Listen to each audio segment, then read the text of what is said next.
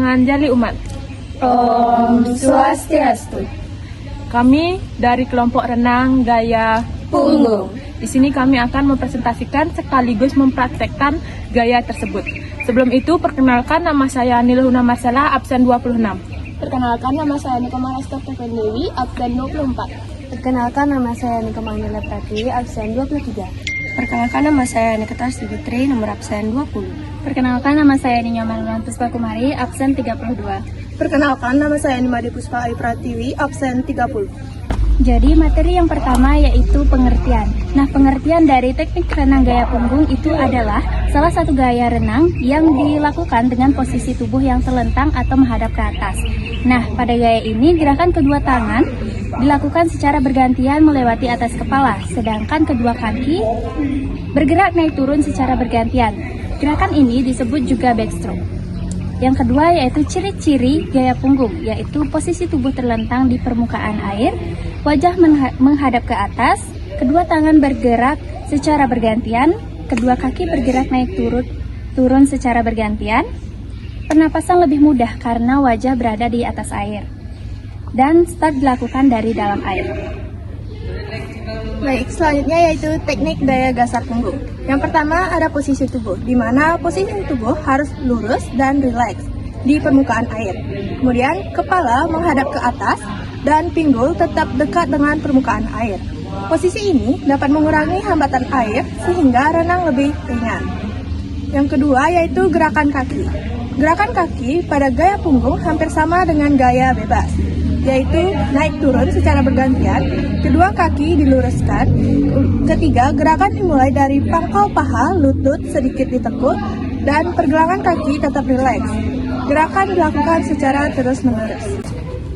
Selanjutnya ada gerakan lengan. Gerakan lengan dilakukan secara bergantian, salah satu tangan bergerak ketika tangan lainnya berada di posisi yang berlawanan. Adapun 5 tahapannya, yang pertama itu masuk air, tangan masuk di atas kepala. Yang kedua menangkap air, tangan mulai mendapatkan tekanan dari air. Yang ketiga menarik, tangan menarik ke arah tubuh.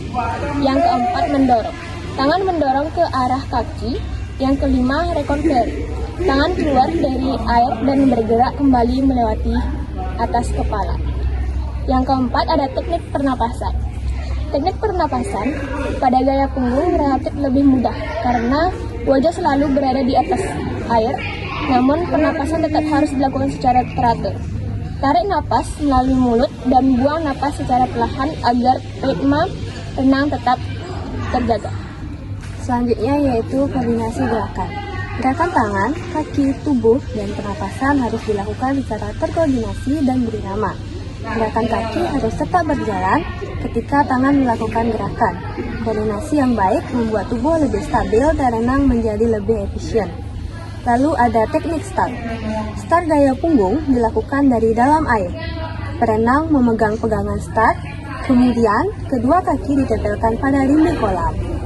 Setelah aba-aba, perenang melepaskan tangan dan melakukan tolakan dengan kaki sehingga tubuh meluncur ke belakang dalam posisi terlentang.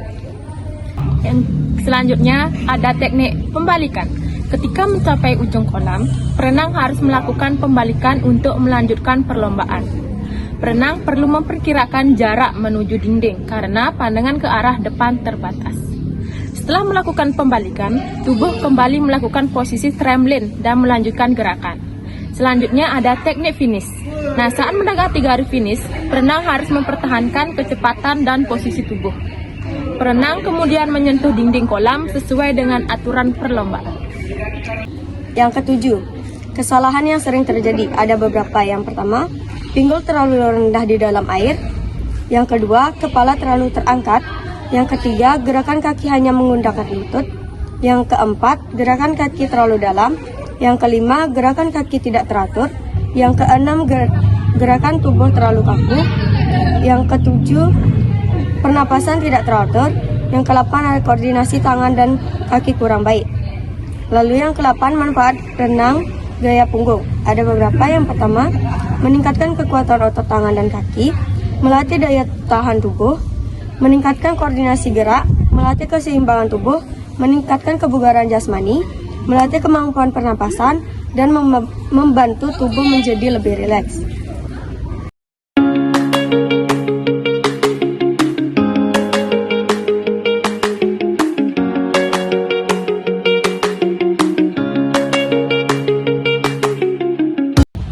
Sekian presentasi dan praktek kami tutup untuk para mesanti. Om Santi Santi Santi Om.